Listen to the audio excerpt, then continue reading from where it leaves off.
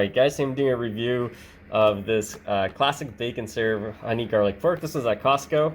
Check this out. If you guys want to see this. It's a pretty big box. And let me show you guys this. There's the here's the ingredients. If you guys want to read it, pause the video. And there's the nutrient panel. Alright, let's open this up. Okay, so there's the pork and there's the sauce, guys. Alright, I'll be back. Alright, so here is the honey garlic pork. So we're gonna do a quick taste test.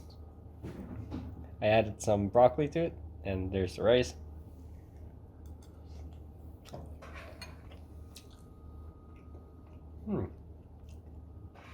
It's actually quite decent. So I've tried their sweet and sour, I've tried the ginger beef, and now the honey garlic pork.